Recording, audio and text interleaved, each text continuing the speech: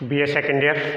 Political science की online class में आपका फिर से स्वागत है। देखिए, मैंने आपको पिछले ऑनलाइन क्लास में बताया था मौलिक अधिकार और अधिकारों के साथ साथ में आपको जो कर्तव्य जोड़े गए थे संविधान के अनुच्छेद 51 के तहत, जो 42वें संविधान संशोधन 1976 के तहत। इसके बाद देखिए, आपको रखा कि अगला जो आपका चैप्टर है वो है आपको नीति निर्देशक तत्व, जिसे अपन राज्य के नीति निर्देशक तत्व कहते हैं। हालांकि देखा जाता है कि भारतीय संविधान में नीति निर्देशक तत्वों को आयरलैंड के संविधान से लिया गया है। आयरलैंड के संविधान से लेने का महत्वपूर्ण कार्य यह था कि विशेष तौर से राज्य को एक कल्याणकारी संस्था बनाने के लिए, या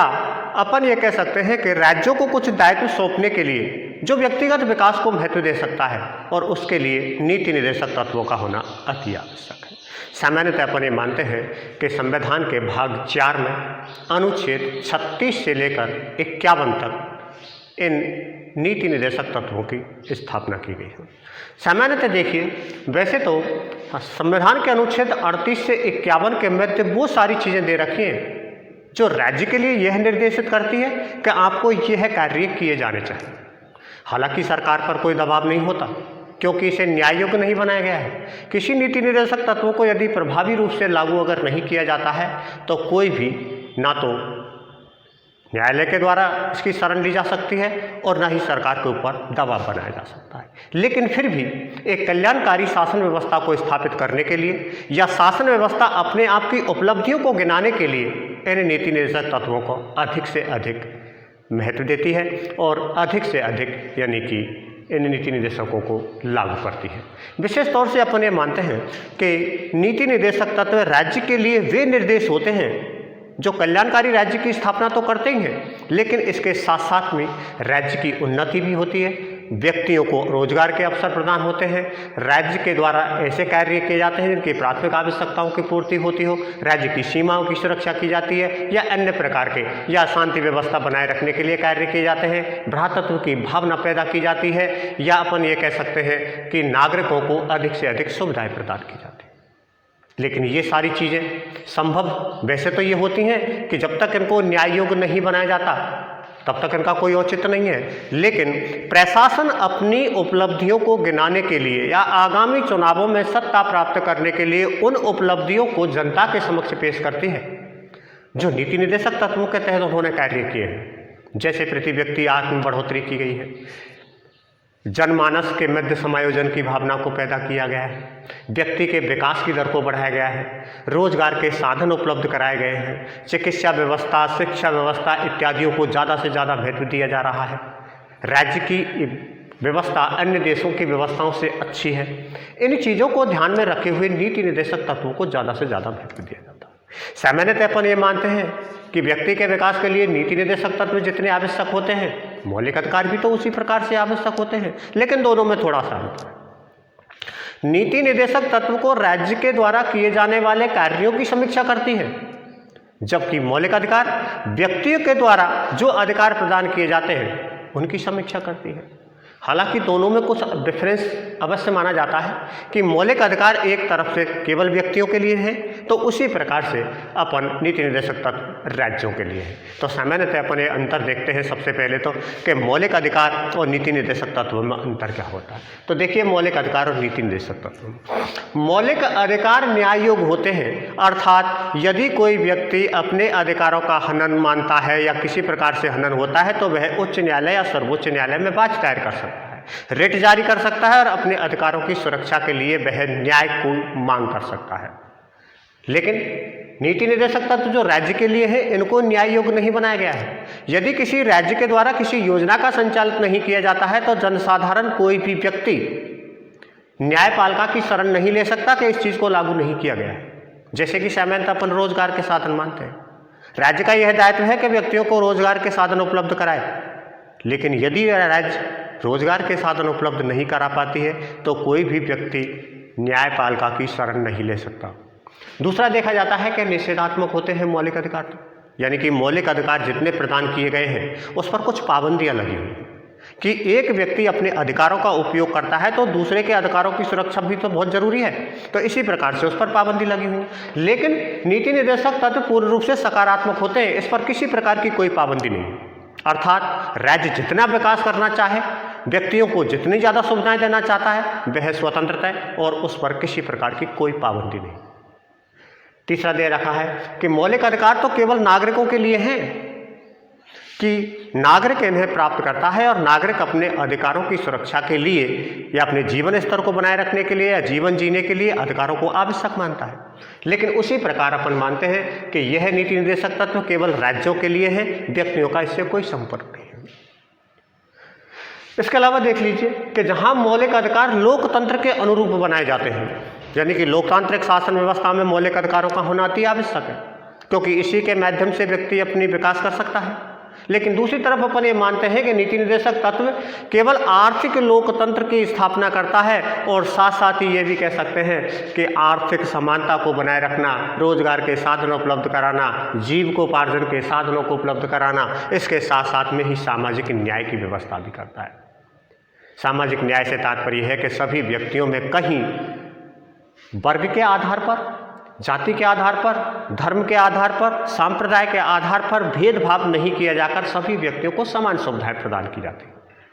तो सामान्यतः अपन ये कह सकते हैं कि नीति निर्देशक तत्व एक प्रकार से राज्य के लिए दिए गए वे कार्य हैं जो कल्याणकारी राज्य की स्थापना करते हैं। दूसरी तरफ अपन ये कह सकते हैं कि नीति निर्देशक तत्वों के तहत किन किन चीज़ों को, जैसे अपन मानते हैं कि पंचायती राज व्यवस्था का जो शुभारंभ किया है वे नीति निर्देशक तत्वों की ही मांग मानी जाती है। विशेष तौर से नीति निर्देशक तत्वों में अहिंसात्मक प्रवृत्ति को ज़्यादा से ज़्यादा महत्व दिया है और विशेष तौर से महात्मा गांधी के द्वारा जिस प्रकार की व्यवस्था की गई है, अहिंसा विकेंद्रीकरण की प्रवृत्ति, तो इन्हीं के आधार पर अहिंसा की प्रवृत्ति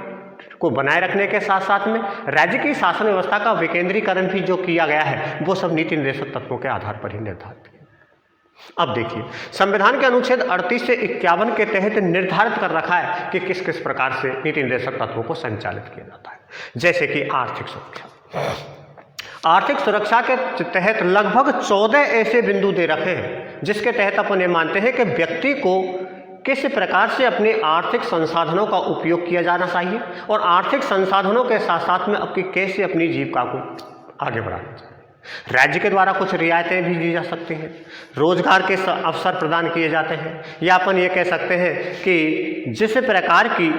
कार्यशैली होती है या कार्य करने की क्षमता होती है उन्हीं के अनुसार वेतन व्यवस्था की जाती है, काम के घंटों का निर्धारण किया जाता है। तो इस प्रकार से अपन ये कह सकते हैं कि आर्थिक सुरक्षा के लिए पूर्ण रूप से जितने भी कार्य किए जाते हैं राज्य के द्वारा